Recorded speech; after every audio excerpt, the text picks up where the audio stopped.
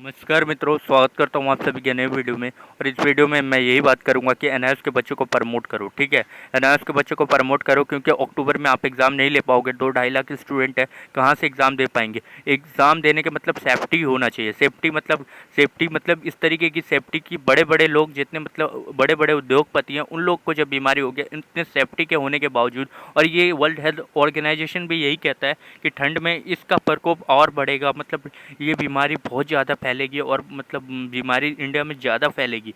2.5 lakh 2-2 lakh cases आएंगे daily, तो मतलब और ठंड में इसकी ज़्यादा ही मतलब तादाद बढ़ेंगी इसकी। तो इसके बावजूद आप कहते हो कि नवंबर दिसंबर में अगर हम एग्ज़ाम ले लेते हैं तो इससे बच्चों को प्रॉब्लम होगी या नहीं होगी।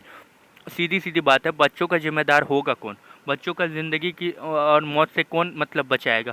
और बच्चे को अगर ठंड में ही ये बीमारी की शुरुआत हुई थी चाइना में, और ठंड में ही हमारे देश में भी आया था ये बीमारी, तब नज़रअंदाज किया गया। उसी तरीके से नज़रअंदाज करके अगर आप एग्ज़ाम ले लेते हो, उसमें से मान लो, मैं नहीं चाहता किसी बच्चे को कोरोना हो या किसी चीज़ से पीड़ित हो, उसमें से 2-4 को हो भी गया तो उसके ज़िम्मेदार कौन होगा। गवर्नमेंट होगी। गवर्नमेंट भी कह देगी कि हम तो भाई एग्ज़ाम ले रहे थे, आपने अपने सेफ्टी से नहीं आए। तो सेफ्टी से नहीं आए तो बड़े बड़े नेता लोग जो करोड़पति हैं उनके पास सेफ्टी था ना, वो उनके बावजूद वो कैसे बीमार हो गए, क्यों उनकी डेथ हो गई। तो ये बड़े बड़े नेताओं को जब इतनी सेफ्टी के बावजूद हो रही है तो आपको इतना समझ नहीं है क्या, एनआईएस वालों को इतना समझ नहीं है क्या, गवर्नमेंट को इतनी समझ नहीं है कि बच्चों को एग्ज़ाम कैंसिल कर दे अक्टूबर वाले को। जैसे बच्चों को पहले प्रमोट करा वैसे प्रमोट कर दे।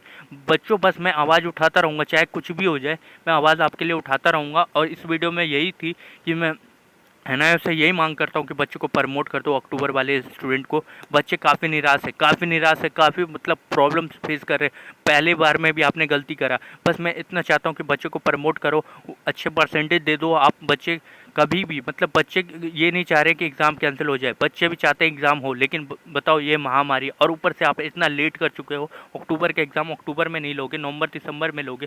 कौन बच्चा चाहेगा एग्ज़ाम देने। और ये इतनी सेफ्टी के बावजूद बड़े बड़े नेताओं को ये बीमारी हो रही है। ये कोई आम बीमारी तो है नहीं, और नवंबर दिसंबर में इसकी बीमारी की तादाद 2 से 2.5 लाख बीमारी आएंगी।